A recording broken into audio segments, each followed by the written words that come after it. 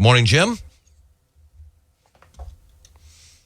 All right, Jim, so let's talk about the Vikings are going to play their preseason opener tomorrow.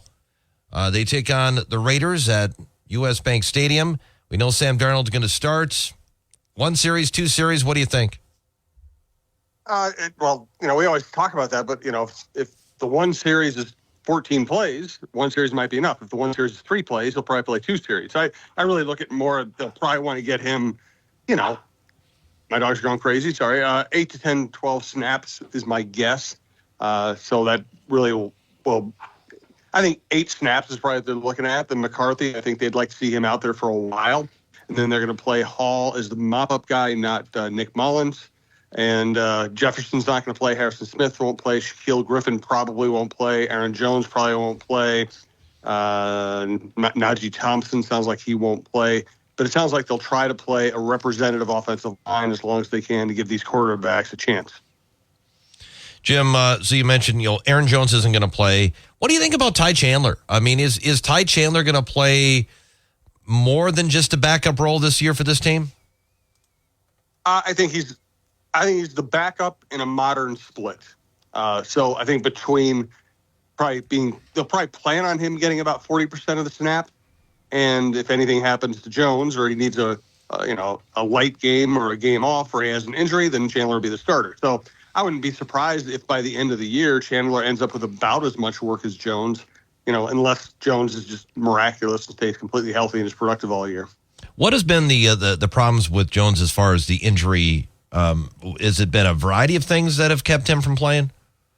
Yeah, he had a bunch of different stuff. I don't even remember what his injury was at the end of last year, but he actually came back and played exceptionally well toward the end. I think it was a knee, but I'd have to look it up. And, he is it's so weird we talk about NFL players being old at like 29 or 30. He's 29 years old. He's not old. So, he's had a certain amount of wear and tear. He's been playing the league for a long time. I also think that it's sometimes just pure luck whether a guy stays healthy or not. Whether he takes that one hit that catches him at an awkward angle and knocks him out. Jones is not a particularly big guy, but so again, he's had injury problems. He had some injury problems last year. I just don't know how that differentiates him from almost every other running back. It does seem like that is the position. There's just so much wear and tear. You're just getting hit so often. Yeah, there's no way to hide from it. And you have the little guys who are fast, who are sometimes end up being brittle. You have big guys who take just huge hits. There aren't many Barry Sanders out there who can just make people miss time after time after time and never really get squared up. Most of these guys are going to take big hits. Jim, do you think that Brian Flores is going to uncover some players defensively that we don't know about now that could become significant contributors, kind of like he did last year? I don't know. We have a pretty good idea what the depth chart is, what the roster is. Injuries will obviously play a factor. They always do. They still would like to see some young cornerbacks emerge, whether that's Andrew Booth Jr. or whether it's Caleb Evans. Right now, between Murphy and Griffin and Moreau, they have 3 veterans who can play corner. Then they have Josh Metellus who can play nickelback or rover. So, what you'd really like to see, and I've kind of given up on Lewis Cine, but he's theoretically still in the mix. If you could get 2 of the 3 between Evans, Booth, and Cine to actually contribute to your base defense or to your most used defense, sometimes which is the nickel, that would probably be a step forward for the franchise. But I don't know that who knows if that happens. I think Evans might be ahead of the other 2 right now, but he's got to prove it too. He's got to prove that he deserves playing time. So I don't know. I think the starters are the starters. I think Moreau is probably your backup cornerback right now. Dallas Turner is going to be the big one.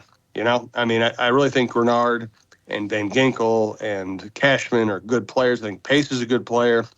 But if they get Turner going, then all of a sudden that takes your defense to a different level. Have you heard anything about Turner as far as how he's, adapting, or is this the type of thing we just have to see it in preseason or regular season games? I hear he's raw. He is a little undersized and a little raw. So he's got some developing to do. And, when you're that high draft pick, they're going to want you to develop in the game on the defensive side of the ball. So, Flores is a very good coach. I think they have a good coaching staff. Turner has probably spent the last month or so figuring out exactly how much he needs to improve to compete at this level. But, so I think he's going to be a good player long term. I don't know how quickly he will emerge. What are you hearing about the strengths and weaknesses right now of J.J. McCarthy's game? Very athletic, moves well, can make plays off script, smart, really good arm, accurate, and so there really haven't been any negative red flags, which is a really good thing, because there are times you watch quarterback in practice and go, oh, maybe that's not going to work. I remember watching Tavares Jackson in practice and just not be very, very impressed. And he had a decent career and he won some games, but you could tell it wasn't it wasn't the way you want it to look. I think McCarthy looks like an NFL quarterback. Now, now we wait for the real test. Whenever he does end up starting, can he lead a team, and is he really good enough to beat a defense? One good thing for his development is he's facing Brian Flores' defenses in practice, so he's seeing everything right now, which is probably a lot for him to deal with, but probably might be good for him long term. One of the last times they made a big investment on a quarterback was Christian Ponder, and he was selected, I think, a couple of spots after where McCarthy was taken. He was taken 12th. McCarthy was taken 10th. Is there any similarities between the two of them, or is it just not fair to make that comparison? I don't see any comparison other than they both are pretty athletic. Ponder ran the ball well. He was fast. Problem was that he used his speed to bail out of the pocket as soon as he felt any trouble. Also, as I got to know what people in the organization thought of Ponder, they all kind of thought he was a silver spoon kid who kind of had led a very privileged life, that, he didn't really need football. I don't think there's any comparison between him and McCarthy in terms of competitiveness. I think McCarthy is going to be a better player than Christian Ponder. The question is, what's his ceiling? Did you take somebody who has a chance of being great at number 10? Did you take somebody who has a chance of being very good? Did you take somebody who has a chance of just playing the position pretty well? And that's a pretty big range, and you don't find that stuff out until you see him play in real games. I saw that Drake May played last night. I think he had like 3 passes, was 2 or 3, and one of them was a check down. I suppose we just don't see a lot from rookie quarterbacks in preseason games. No, and I know one of the fun things about being a fan is getting excited about things like rookie quarterbacks, and you should. There's nothing more fun than watching a rookie quarterback develop, a good rookie quarterback develop and figure things out on the fly. It's really rewarding for a fan base. But it also leads to people overreacting to anything they see in a practice or even in a preseason game. Preseason games are really not real football. You're just not facing defenses that are at their best or trying to, throw out their best schemes. You're not dealing with the same kind of pressure. You can pick up some things. You see arm strength, you see talent, athletic ability, but you're not seeing them really read a real defense. So if McCarthy's great on Saturday, that will be a good thing. It will not necessarily mean he's going to look like that against a real defense. Jim, yesterday in the Olympics, the men's basketball team, they were down 17 against Serbia. They came back. LeBron, Durant, Embiid, Steph Curry made some big plays. Your thoughts? Serbia played out of their minds, and Bogdanovic was fantastic, and Jokic was fantastic. And I thought early on, the United States, they played like they expected to win against a team they've beaten a couple times already, and I thought they were flat defensively. They weren't getting deflections, they weren't getting steals, they weren't doing anything defensively to get themselves out and running. If they played really intense defense from the start and gotten out and run, then I think they win that game handily. Instead, they were passive defensively. Serbia was great shooting the three, great playing through Jokic, and offensively, I thought, they looked more like an all-star team than a team. They looked like, okay, this possession is your turn to shoot. This possession is my turn to shoot. You didn't really see, people breaking down the defense and creating very much. And then when it was panic time, when Serbia looked like they were going to run away with that game, U.S. put it in gear. And I thought LeBron was spectacular. Embiid was spectacular. Curry kind of did his job, and Anthony Davis did pretty good, but I really thought Embiid and LeBron kind of took over and just kind of willed that team to a victory. It's interesting with Embiid because he's a guy that he, I guess, theoretically could have played somewhere else, right? He didn't necessarily have to play for the U.S. He's getting booed because he could have played for France. So he's getting booed in France. And now he's about to go up against Rudy Gobert and Wembanyama, who are, those countries' heroes. By the way, one interesting development in this gold medal game, the United States and France, is Wembanyama had a great game in the semis. Gobert's not playing very much right now. And they were not playing well as a team. And the coach benched like one of the greatest French players of all time.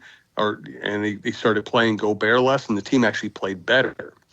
So I really thought this was going to be a fantastic tournament for Gobert, and I thought he was going to be one of the reasons that that team is going to be tough to beat. He's not playing a lot. It'll be really interesting to see if he plays more against the United States, but he has not been playing a lot the last couple of games.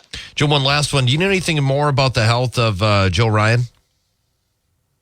Everybody's saying fairly optimistic things about him, that not as bad as it looked. Maybe it's just a 3-week thing.